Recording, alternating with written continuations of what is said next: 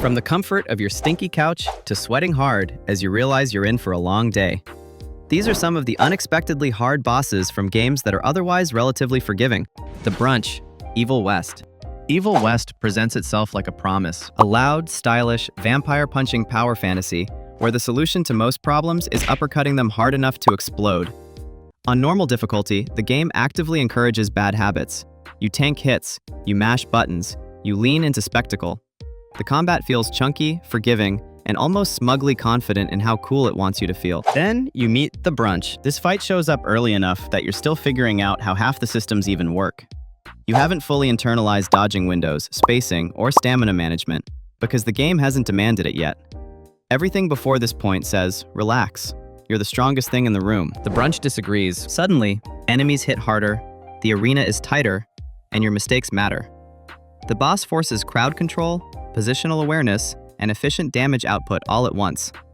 The game quietly stops letting you brute force your way through encounters. Checkpoints feel stingier, resources feel scarcer. The rhythm shifts. What makes this fight sting isn't just the difficulty, it's the timing. Evil West trains you to play recklessly and then punishes you for doing exactly that. It's not a difficulty spike so much as a wake-up slap. And if that early betrayal felt rude, the next boss waits patiently until you've invested dozens of hours, then asks you to solve a puzzle you didn't realize you were being graded on. Okumura, Persona 5/Royal. Persona 5 is one of the most approachable JRPGs ever made. It's stylish, generous, and flexible. On normal difficulty, you can get away with suboptimal party setups, casual Persona fusion, and occasionally forgetting what half your skills even do.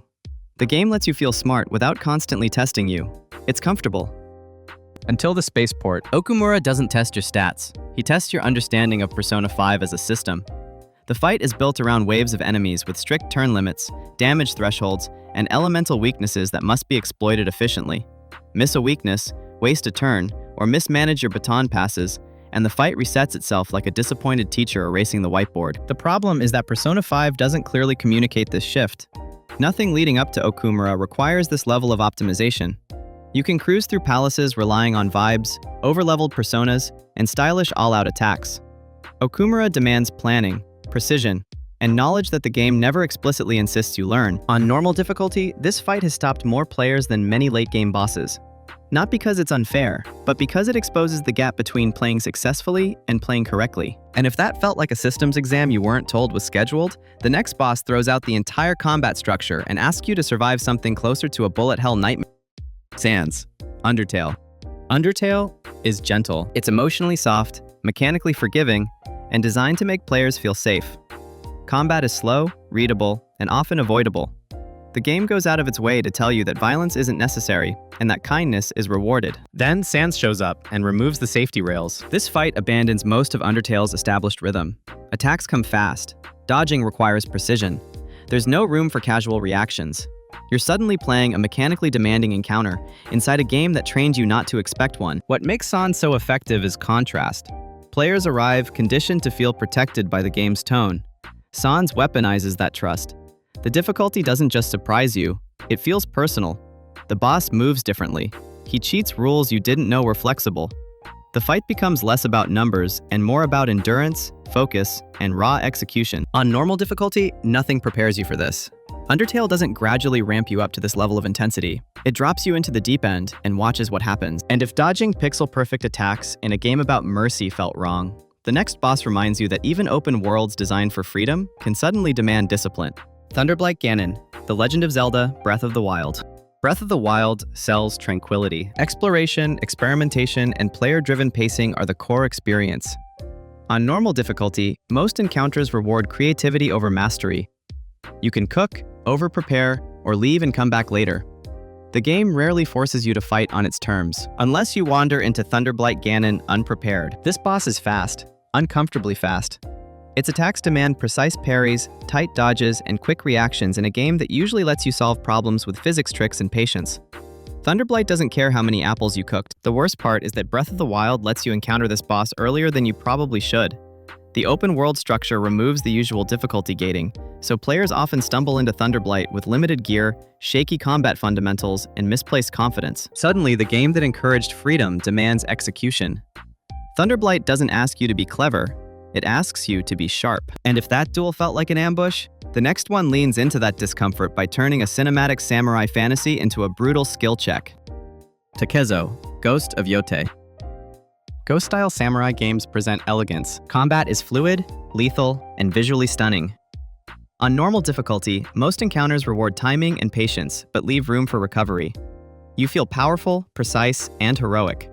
The game supports that fantasy generously. Takezo interrupts it. This duel strips away excess.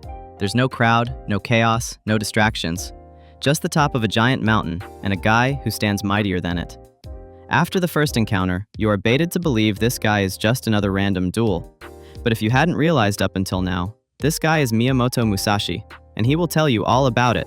Like, tell you with his never-ending sword chain combos. Nothing really works permanently here. You are forced to dodge because he farts out unblockables from everywhere. Dodging only buys you a few milliseconds.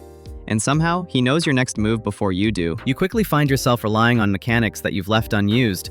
It's like emptying your pockets and hoping he dies by then. And if that one-on-one tension felt intense, the next boss takes everything you learned, dials it up, and asks you to survive a fight designed to humiliate confident players. Queen Valkyrie Sigrun, God of War 2018. God of War 2018 is surprisingly forgiving on normal difficulty. Combat is deliberate, heavy, and manageable. Encounters reward positioning, cooldown management, and gear upgrades. You feel strong as long as you engage thoughtfully. The game supports a steady learning curve. Sigrun exists outside that curve. She combines every Valkyrie ability into a single encounter, demanding flawless execution. Her attacks come fast, chain unpredictably, and punish hesitation. There's little room for error, even on normal difficulty. What makes Sigrun infamous is how cleanly she exposes player habits. Rely too much on blocking, and you get broken. Dodge reflexively, and she baits you. Play aggressively, and you overextend. The fight forces discipline without ever feeling random. She's optional, but emotionally mandatory. The game doesn't push you toward her. Pride does. And if Sigrun made you question your skill, the next boss doesn't test execution as much as patience, endurance, and your tolerance for betrayal in a game that pretends to be friendly. Sephiroth, Kingdom Hearts. Kingdom Hearts is whimsical chaos. On normal difficulty, it's forgiving, expressive, and often messy in a fun way. You mash, you heal, you summon Disney characters, and things generally work out. The game rewards enthusiasm more than precision. Sephiroth does not participate in this agreement. This optional boss demands mastery of Kingdom Hearts' less obvious mechanics: animation canceling, invincibility frames, cooldown management, and precise timing. His attacks are devastating. His health pool is massive. Mistakes compound quickly. Nothing in the main campaign prepares you for this level of intensity. Sephiroth doesn't feel like a natural escalation. He feels like a message.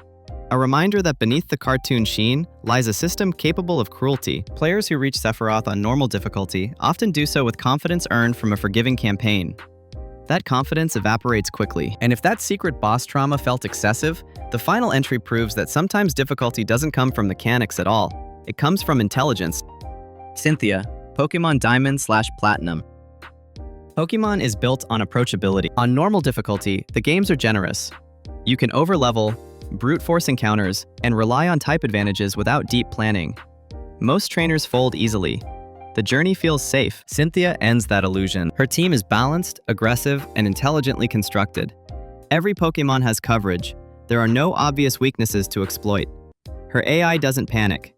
It punishes bad switches, sloppy planning, and reliance on a single overleveled carry. This fight feels different because it doesn't rely on gimmicks. It simply plays Pokemon well.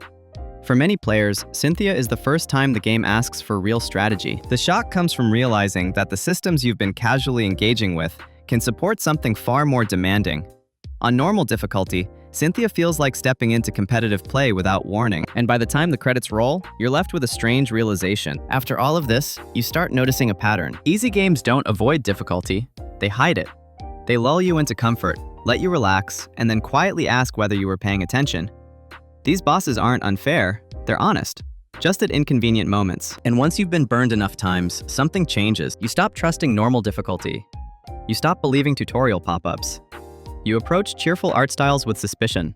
You save more often. You over-prepare. You side-eye anything described as accessible, because somewhere out there is another boss, waiting patiently, ready to remind you that comfort is temporary and confidence is always optional.